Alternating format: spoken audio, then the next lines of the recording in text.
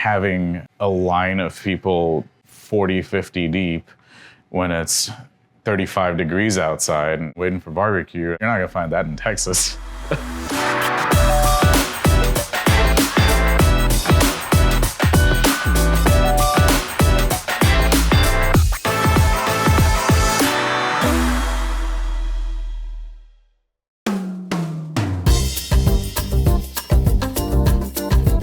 Southern Junction is a Texas-style barbecue joint with South Indian influences. I was born in India, moved to Texas when I was 15. I'd always done this on the side, and I had family that moved here, and I used to come visit. Next thing you know, ran into a chef that was opening up this world-class restaurant in Williamsville, and couldn't pass up the opportunity to work with him, and started catering on the side and working full-time in a few kitchens here in town. The folks that owned the kitchens were very supportive. They helped me start off with pop-ups. They threw a lot of catering gigs my way. And we were just kind of hanging out at the bar, and I heard someone go, "Whoa, who made this taco?" I was like, "Hello, how's it going?"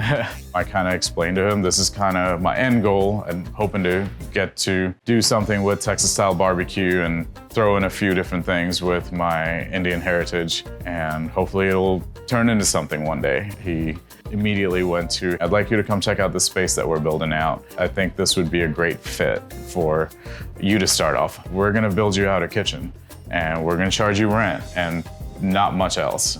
So here we are, a little family business. And when the time came to scale, I was going to buy a smoker from the South, and there's probably about a 12 to 18 month waiting list. And one of my vendors, who now one of my friends, took it upon himself to come to me and say, "Hey, I'll build you a 500-gallon offset smoker right here in Grand Island." And when it came time to work out the finances, he was just like, "Hey man, you're just starting out, pay me when you can, keep plugging through it and try to be as successful as you can be."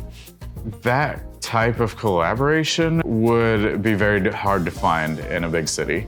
You're not gonna have one of your vendors come up to you and be like, "Hey brother, I'm gonna build you a smoker. You're probably gonna do real well." I was like, I don't know, man. For someone to come up to you and just do that, it's very hard to find. One of my first customers came to me and asked if I was ever interested in expanding to a location. They bought the building, they leased out the kitchen space, which, again, not something you'd necessarily find in a bigger city. We had a lot of community support when we opened, in the form of the local news and the local food critics constantly talking about the kind of food I was trying to put out.